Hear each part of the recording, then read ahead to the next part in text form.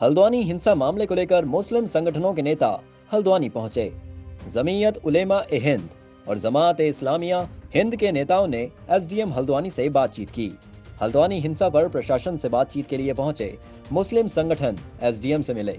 उन्होंने कहा कि बिना कोर्ट के आदेश पर अतिक्रमण तोड़ने की कार्रवाई की गई, जिसके बाद बवाल हुआ और हकीकत ये है कि हजारों लोग पलायन कर चुके हैं।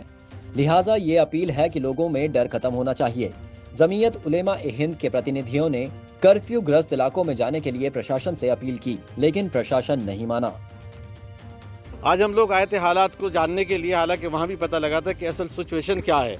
हमने जाना, इलाके के लोगों से भी पूछा, जो जिम्मेदारान हैं उनसे भी रब्ता किया। हमें बताया गया कि भाई यहाँ असल जो विवाद शुरू हुआ है, जो मस्जिद और मदरसे का डेमोलेशन हुआ है।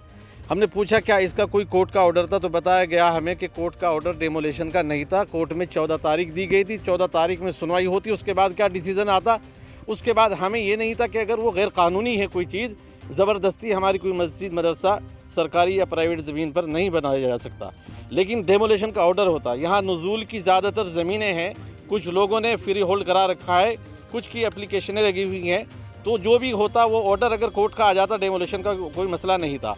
हम लोग आए थे अमन अमान की अपील करने के लिए कि यहाँ हमें रहना है, चाहे प्रशासन हो या हमारे दूसरी कम्युनिटी के लोग हो, हमें मिलजुल के रहना है। मुल्क में जब हालात ख़राब होते हैं तो सबका नुकसान होता है, मुल्क भी पीछे जाता है। इसके साथ साथ हमने प्रशासन से ये अपील की है कि जो लोगों में एक खौफ का माहौल पैदा हो गया है, लोग पलायन कर रहे हैं, कई हज़ार लोग जा चुके हैं, तो किसी ऐसे आदमी पर जो किसी तरह के इसमें मुलविस न हो, उसके खिलाफ़ कार्रवाई न की जाए। कोई जो लोग इसमें है, ऐसा भी होता है कि मरतबा भीड़ इकट्ठा होती है, उस भीड़ में ऐसे असामाजिक तत्व भी आ जाते हैं कि जो उस भीड़ का हिस्सा नहीं होते, लेकिन आकर के माहौल को ख़राब कर जाते हैं। तो हमने ये अपील की कि ऐसे लोगों की आप निशानदेही करें कि कौन लोग ऐसे थे कि जिन्होंने माहौल को ख़राब करने की कोशिश की।